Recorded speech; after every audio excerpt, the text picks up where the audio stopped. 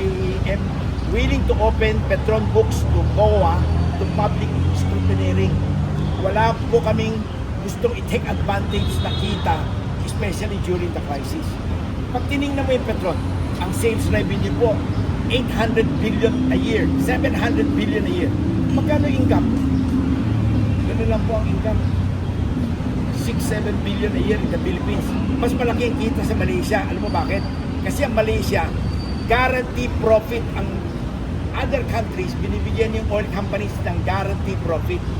Pilipinas lang wala kasi deregulated tayo. Market force.